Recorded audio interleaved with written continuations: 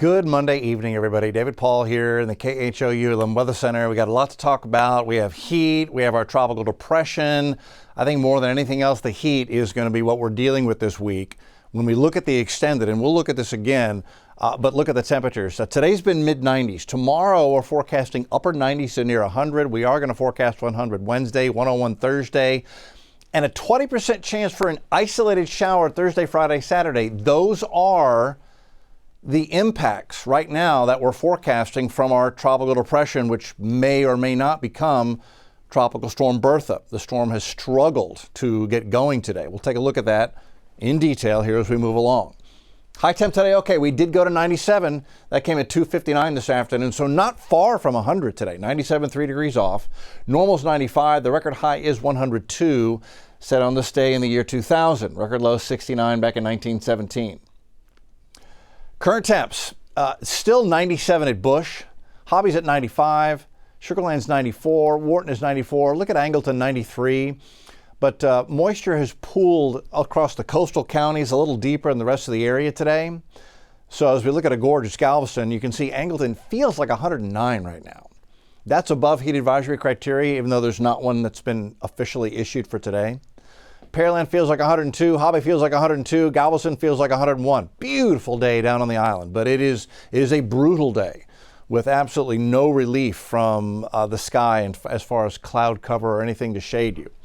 Heat advisory will go into effect tomorrow, so we're going to have an official heat advisory tomorrow. Heat and humidity will combine for feels like temperatures that could get close to 108 across the board tomorrow. So make sure you're using all your hot weather smarts if you're working out in this heat, or if you play in this heat, maybe you can't go quite as hard. And of course, first responders, firefighters, we're thinking about you. It's going to be very hot today, tomorrow, and the next several days with highs up near 100 as we looked at.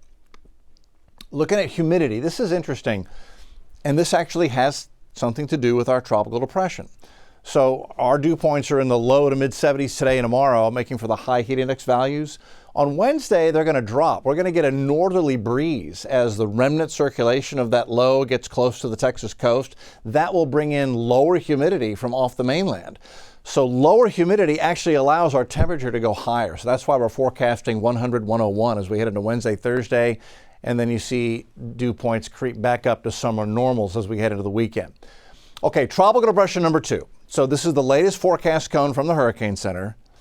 It's basically the same thing we've been looking at since yesterday, except a weaker wind profile. They expect this to peak with winds at 50 tomorrow and then drop off to a minimal tropical storm, maybe bringing those winds to New Orleans or staying further offshore possibly, but it's going to interact with land and then weaken, they believe, regardless as we head into Friday, Saturday to just a minimal 25-mile-an-hour swirl as it gets close to the Texas coast. So that would mean our impacts here would be quite minimum. A little bit of a tide and surf increase on the coast, maybe an isolated shower. That'd be about it.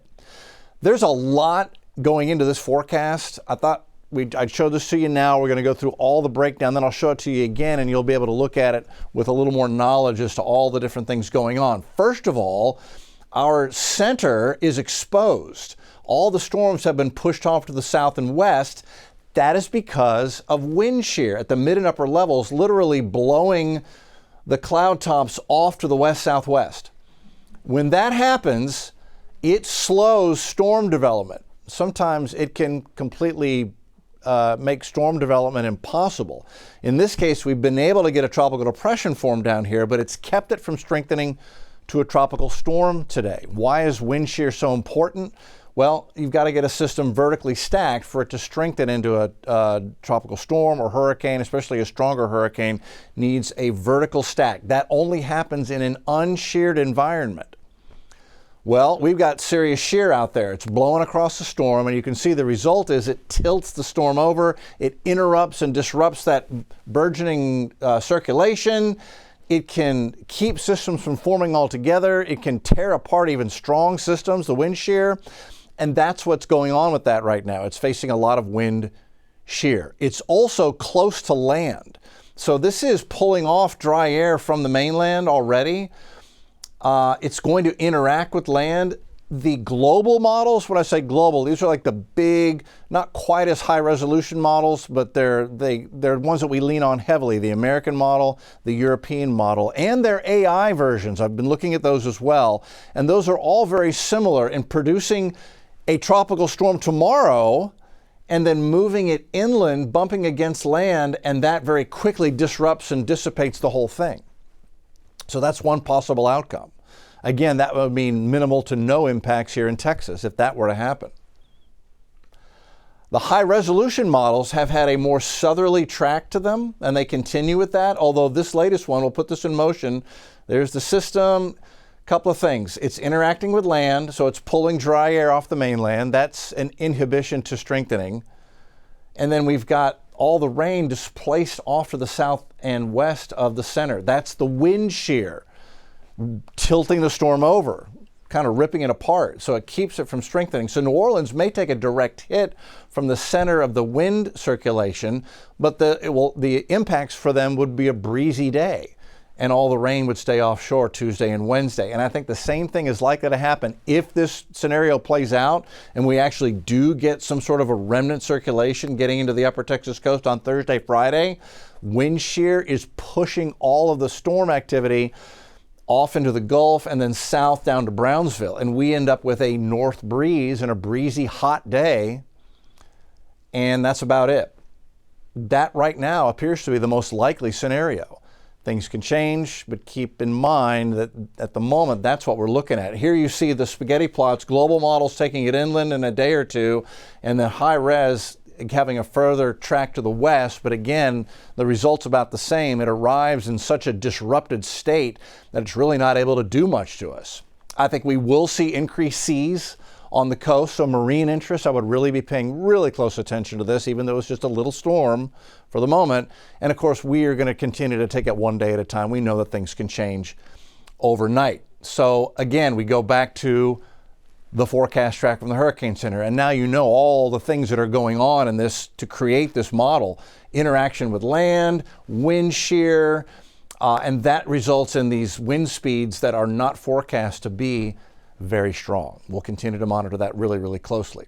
So Tuesday's numbers, the heat is on. We're going to go to 93 by lunchtime tomorrow.